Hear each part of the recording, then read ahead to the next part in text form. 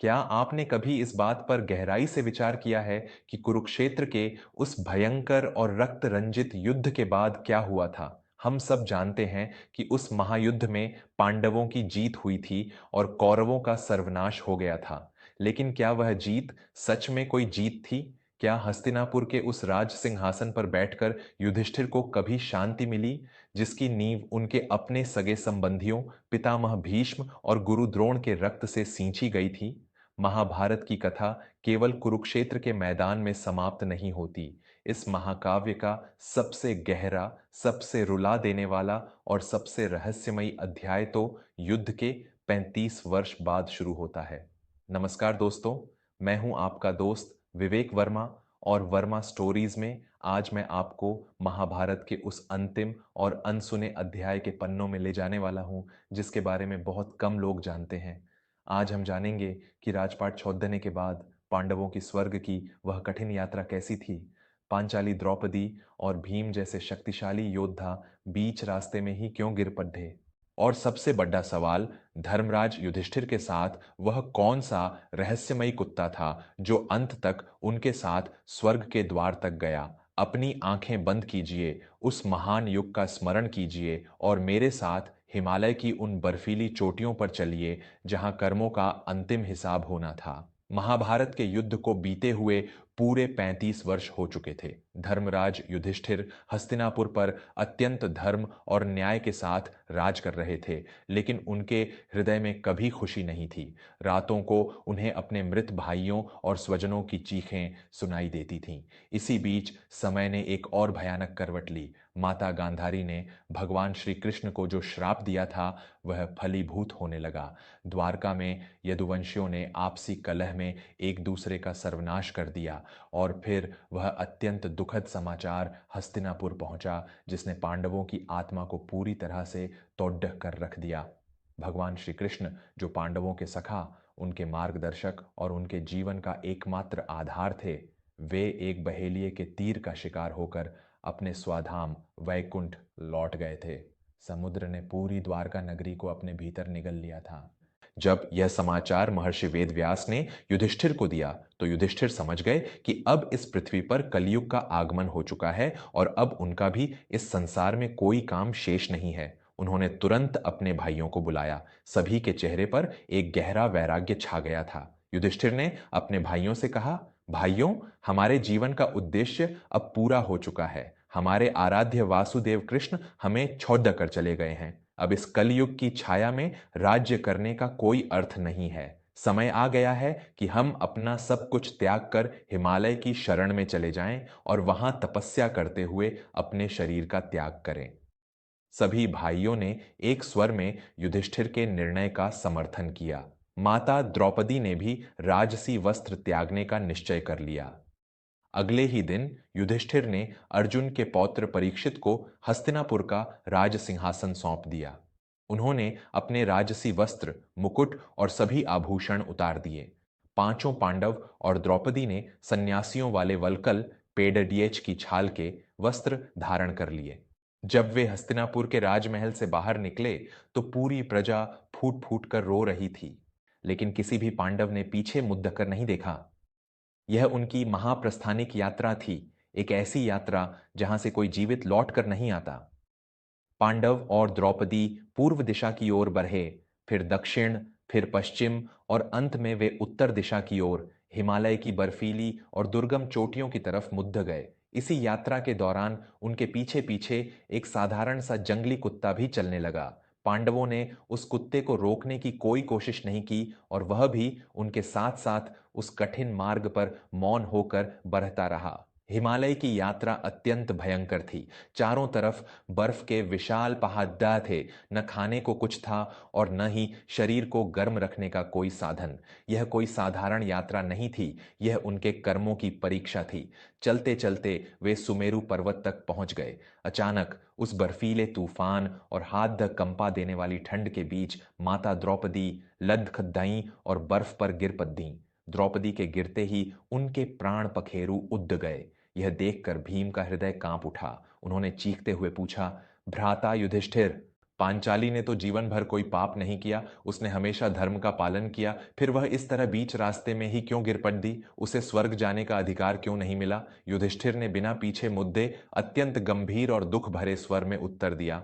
भीम, पांचाली ने हम पांचों को अपना पति माना था, लेकिन उसके हृदय में अर्जुन के प्रति सबसे अधिक प्रेम और पक्षपात था। एक पत्नी के रूप में सभी पतियों के प्रति समान भाव न रखना ही उसका अपराध था। यह उसी पक्षपात का फल है।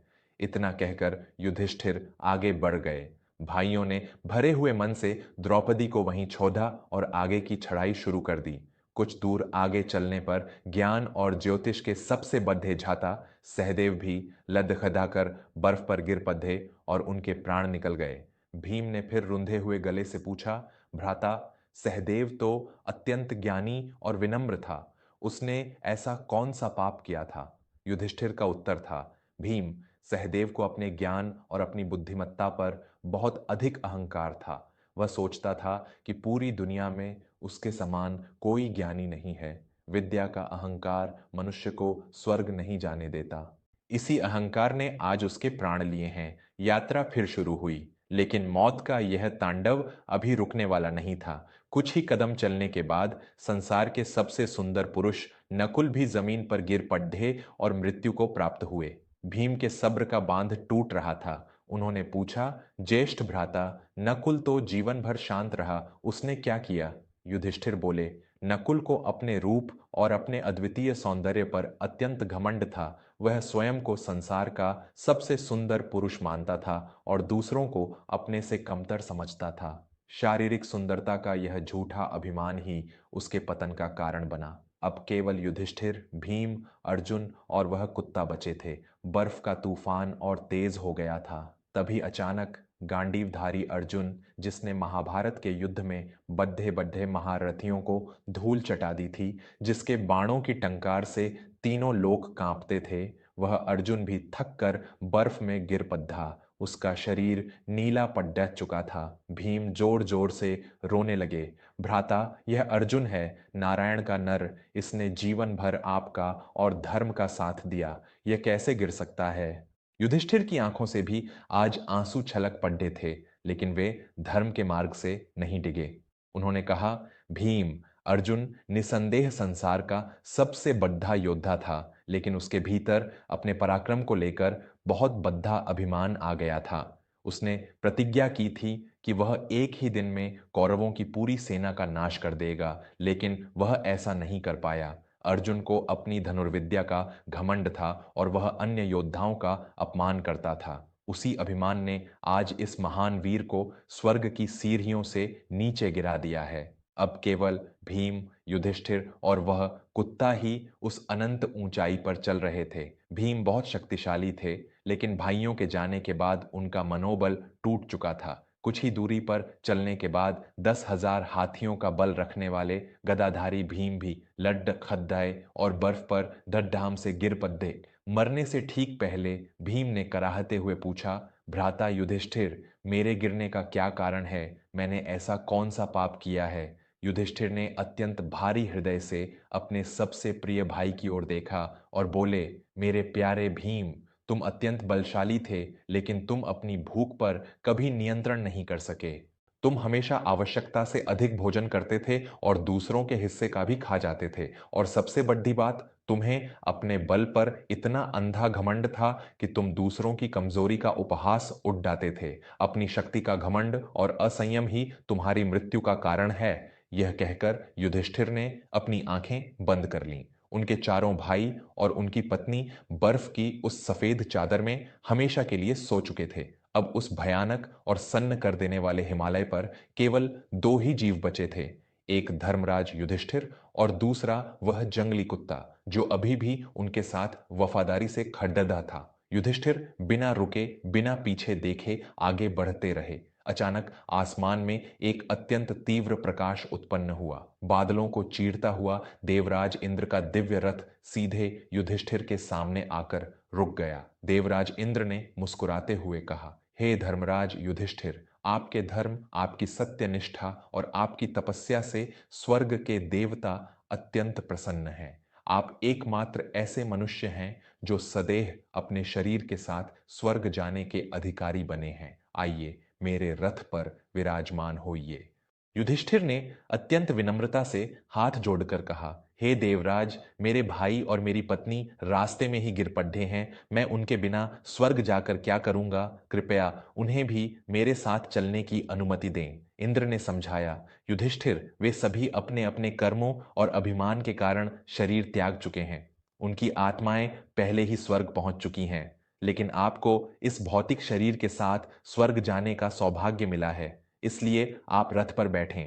युधिष्ठिर ने सहमति में सिर हिलाया और उस कुत्ते को अपने साथ रथ पर चढ़ने का इशारा किया। यह देखकर देवराज इंद्र ने तुरंत उन्हें रोका और कड्डी डी डी डी एच करती हुई आवाज में कहा, धर्मराज, आप इस कुत्ते को यहीं छोड़ डाच कर मेरे रथ पर विराजमान हो। स्वर्ग में कुत्तों के लिए कोई स्थान नहीं है। यह एक अपवित्र जीव है। इसे अपने साथ ले जाकर आप अपने सारे पुण्यों को नष्ट कर देंगे। लेकिन युधिष्ठिर तो धर्म के साक्षात स्वरूप थे। उन्होंने इंद्र की आंखों में देखते हुए अत्यंत दृढ़ता से कहा, हे देवराज, यह बेजुबान प्राणी इस पूरी कठिन और प्राणलेवा यात्रा में मेरे साथ चला है।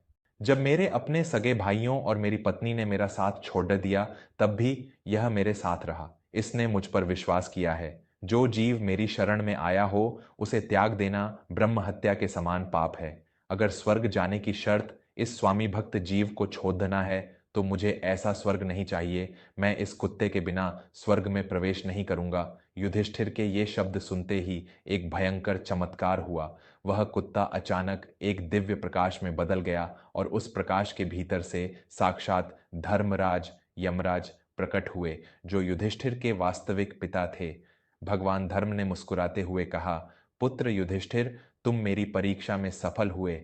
मैंने पहले भी यक्ष के रूप में तुम्हारी परीक्षा ली थी और आज इस स्वान कुत्ते के रूप में भी मैंने तुम्हारी करुणा और धर्म की परीक्षा ली। संसार में ऐसा कोई प्रलोभन नहीं जो तुम्हें धर्म के मार्ग से डिगा सके। सचमुच तुम सदैव स्वर्ग जाने के अधिकारी हो। इसके बाद युधिष्ठिर देवराज इंद्र के रथ पर बैठकर स्वर्ग की ओर प्रस्थान कर गए। लेकिन दोस्तों, कहानी में असली और सबसे भयानक मुद्दा तो अभी बाकी था। स्वर्ग पहुंचते ही युधिष्ठिर ने जो देखा, उससे उनके पैरों तले जमीन खिसक गई। उन्होंने देखा कि स्वर्ग के दिव्य सिंहासनों पर दुर्योधन, दुशासन और उनके सभी कौरव भाई विराजमान हैं। उन्हें देखकर युधिष्ठिर का हृदय क्षोभ से भर गया। उन्होंने इंद्र से पूछा, हे देवराज, जिस दुर्योधन ने जीवन भर अधर्म किया, जिसके कारण लाखों स्त्रियां विधवा हुईं, वह स्वर्ग के सुख भोग रहा है, और मेरे भाई जिन्होंने हमेशा धर्म का साथ दिया, वे यहाँ नहीं हैं। मुझे यह स्वर्ग नहीं चाहिए। मुझे वहां ले चलिए जहां मेरे भाई हैं। इंद्र के आदेश पर एक देवदूत युधिष्ठिर को उनके भाइयों के पास ले जाने लगा। जैसे जैसे वे आगे बढ़े, मार्ग भयानक होने लगा। चारों तरफ भयंकर दुर्गंध थी। जमीन पर खून और मवाद बह रहा था। आसमान से आग बरस रही थी और चारों तरफ से लोगों के चीखने और तड़हापने की भयानक आवाजें आ रही थीं। यह नरक था। तभी युधिष्ठिर को नरक की उस भयानक पीढ़ा के बीच से कुछ परिचित आवाजें सुनाई दीं। हे ज्येष्ठ भ्राता, हे युधिष्ठिर, कृपया यहां से मत जाइए। आपके यहां आने से जो पवित्र वायु आ रही है, उससे हमारी पीड़ा कम हो रही है। कृपया कुछ देर और रुक जाइए। युधिष्ठिर ने ध्यान से सुना। वे आवाजें भीम, अर्जुन, नकुल, सहदेव और द्रौपदी की थीं। उनके साथ कर्ण भी वहीं तड़प रहे थे। धर्मराज युधिष्ठिर क्रोध और पीड़ा से कांप उठे। उन्होंने देवदूत से अत्यंत कठोर स्वर में कहा, देवदूत, तुम लौट जाओ और इंद्र से कह दो कि युधिष्ठिर अब कभी उस स्वर्ग में नहीं आएगा जहां अधर्मी दुर्योधन बैठा है। मेरे भाइयों को मेरी उपस्थिति से सुख मिल रहा है, इसलिए मैं इसी नरक के इस सड़े हुए खून और मांस के बीच निवास करूंगा। मेरे लिए यही स्वर्ग है। युधिष्ठिर के इतना कहते ही अचानक वह पूरा भयानक दृश्य गायब हो गया। वह खून, वह मवाद, वह आग, सब कुछ एक पल में विलीन हो गया। वहां देवराज इंद्र, भगवान धर्म और अन्य देवता प्रकट हुए। वहां का वातावरण अत्यंत दिव्य और सुगंधित हो गया। इंद्र ने मुस्कुराते हुए कहा, हे धर्मराज, क्रोध न करें। यह भी आपकी एक अंतिम परीक्षा थी। हर राजा को, चाहे वह कितना भी पुण्यात्मा क्यों न हो, एक बार नरक के दर्शन अवश्य करने पड़ रहते हैं। आपने द्रोणाचार्य की मृत्यु के समय एक छोटा सा झूठ बोला था, जिसके कारण आपको कुछ पलों के लिए यह नरक का दृश्य देखना पड़ा।